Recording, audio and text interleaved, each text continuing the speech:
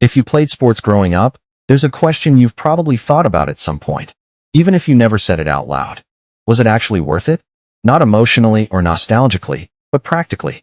From a time standpoint, from a results standpoint, from a life standpoint. Because most of us didn't go pro, most of us didn't get scholarships, and most of us don't even play anymore.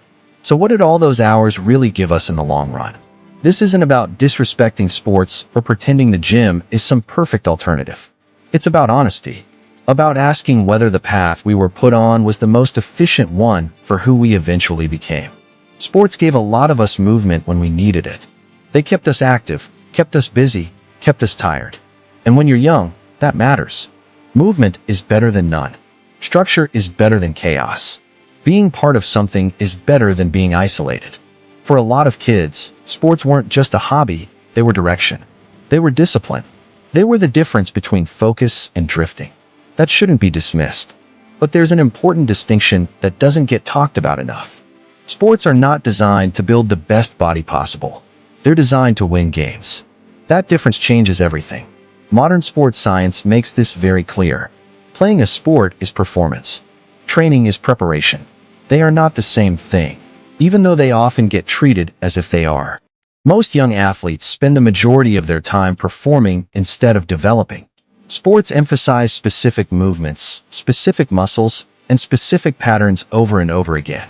That repetition is great for skill acquisition and competition, but it's not ideal for balanced physical development or long-term durability.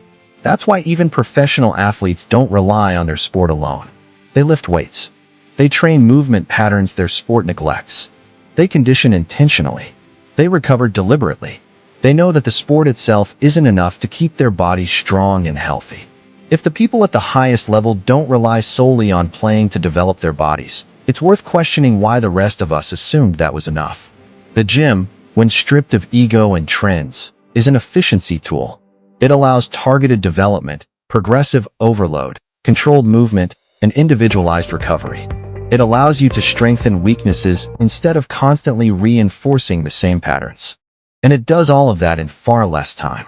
3 or 4 focused hours a week in the gym can outperform 15 or 20 hours of practice in games when it comes to building strength, muscle, and overall physical capacity. That's not a matter of opinion, it's a matter of efficiency.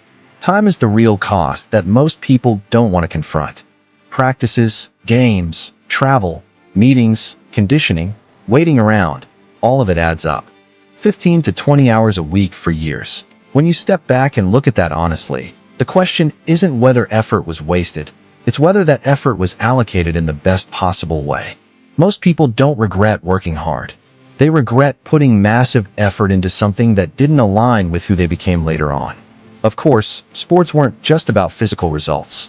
They taught discipline, accountability, teamwork, how to lose, how to show up when you didn't feel like it. Those lessons matter, and they're real. But it's worth asking whether sports were the source of those lessons, or just one way those lessons were delivered. Because challenge is what builds discipline. Responsibility builds accountability. Pressure builds resilience. Those forces exist outside of sports as well. Sports don't own character development, they just package it in a familiar and socially accepted form. There's also a deeper cost that doesn't get talked about enough, and that's identity. Sports don't just take up time, they shape how people see themselves. Athlete becomes a label. Starter, captain, prospect, role player. Those labels stick, and when the sport ends, a lot of people don't know what replaces them. The structure disappears, the routine disappears, the validation disappears. That loss isn't really about missing the game. It's about losing an identity that was never meant to last forever. Then there's the physical toll. Sports normalize playing through pain, ignoring warning signs, treating injuries as obstacles instead of signals. That mindset is praised when you're young and competitive, but it follows you. Many adults live with chronic pain that started in organized sports. The gym, when approached correctly, rewards the opposite mindset. It rewards listening, restraint, and long-term thinking. That difference compounds over time. Sports also sell the idea of potential, the belief that if you work hard enough, something big is waiting for you. But the reality is that statistically, very few people reach the levels they're encouraged to chase. Less than 2% of high school athletes play college sports, and only a tiny fraction go professional. Most people invest years chasing an outcome that was always unlikely. That doesn't make them foolish, it makes them human. Hope is powerful, and sports know how to sell it. So was playing sports a waste of time? The honest answer is that it depends. If sports gave you structure when you needed it, community when you felt lost, confidence when you didn't have much, or joy during a period of your life that needed it, then no, it wasn't a waste. But if the question is about efficiency, about physical return on time invested, about sustainability and longevity, then for most people, the gym would have delivered more with less cost. Sports give chaos, unpredictability, and emotional intensity. The gym is controlled, quiet, and neutral. Sports give stories and shared experiences. The gym gives autonomy and control. Early in life, stories matter. Later in life, control starts to matter more. Outgrowing sports doesn't mean they failed you. It means they served the version of you that needed them at the time. The mistake isn't playing sports. The mistake is believing they're the only path to strength, discipline, or self-worth. What truly matters changes as you get older. When you're young, structure and external accountability matter. When you're older, autonomy, efficiency, and alignment matter more. The gym fits adulthood better because it bends around your life. Sports demand that your life bends around them. Sports are high-experience systems with high emotional payoff and high time cost. The gym is a low-drama system built for sustainability and control. One gives you memories. The other gives you longevity. Neither is wrong, but pretending they offer the same return is dishonest. If sports shaped you when you needed shaping, they weren't a waste. And if you leave them behind when they no longer fit, that isn't betrayal. It's growth. They were a chapter in your life, not the whole book. What almost nobody tells you is that the real impact of sports doesn't show up while you're playing them. It shows up years later, after the practices stop, after the schedules disappear, after nobody is asking you what position you play anymore. That's when the question actually becomes real. Not was this fun, not did I make memories, but what did this shape me into, and did it still serve me once the structure was gone? For most common people, sports end quietly. There's no ceremony, no final whistle that feels important. One season you're just done, and life moves on without checking in. School ends, responsibilities change, bodies age, priorities shift, and suddenly something that once dictated your entire week doesn't exist anymore. That transition is where the long-term effects of sports actually live. A lot of former athletes struggle more than they admit after sports end, and it's not because they're weak or ungrateful. It's because sports outsource discipline, identity, and motivation. You didn't have to decide when to train, how hard to push, or why you were doing it. The system handled that. Coaches told you where to be. Teammates created accountability. Competition created urgency.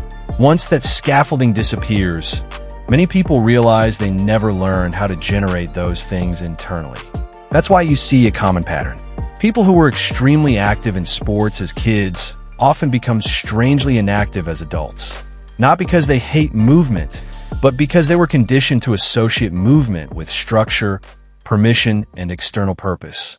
When that's gone, exercise feels pointless, directionless, even boring. Studies on former athletes show higher rates of sudden drops in physical activity post-career compared to non-athletes who learned to move independently. The habit didn't disappear, the environment did. There's also the body reality that hits later. Sports bodies are optimized for short-term performance, not long-term health. High-impact repetition, asymmetrical loading, and playing through pain create adaptations that help you in games, but often cost you later. Knee issues, shoulder instability, lower back pain. These are extremely common among recreational and former competitive athletes. Research consistently shows higher rates of osteoarthritis and chronic joint pain in former athletes compared to non-athletes, especially in sports with cutting, collision, or repetitive throwing. What makes this hard to process is that while you're young, sports make you feel invincible. Pain is framed as weakness. Rest is framed as laziness. If something hurts, you tape it, ice it, or ignore it. That mindset doesn't just vanish when sports end. It follows people into adulthood, where they either avoid physical training entirely because their body feels broken, or they push themselves in ways that keep the cycle going. Then there's the psychological side that almost never gets discussed honestly. Sports give clear feedback loops. Win or lose. Start or sit. Improve or fall behind. Life doesn't work like that. Careers, relationships, personal growth, they're ambiguous, slow, and often unrewarding in the short term. Many former athletes feel lost, not because they lack ability, but because they were conditioned to expect constant feedback and validation.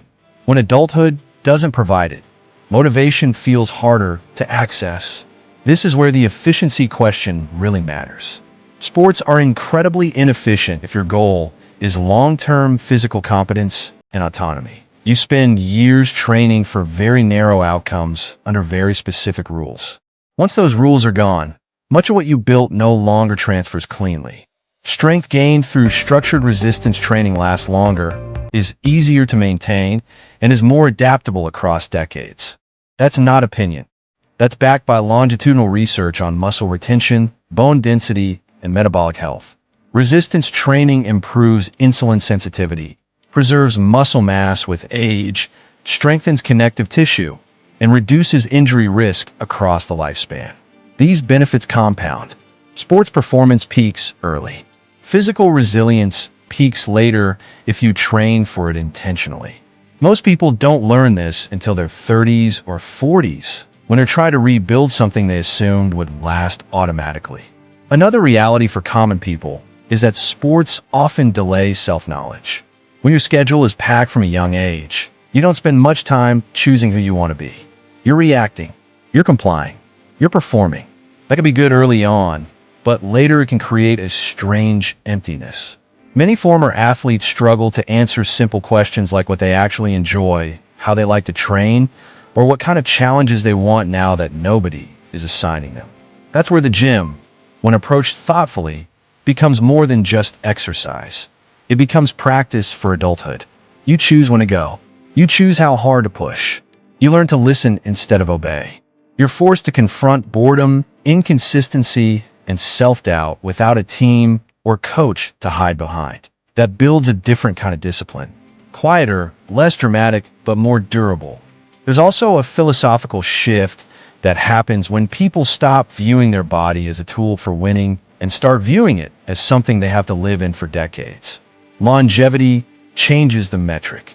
Pain-free movement becomes more valuable than dominance. Consistency becomes more valuable than intensity. Sustainability becomes more impressive than sacrifice.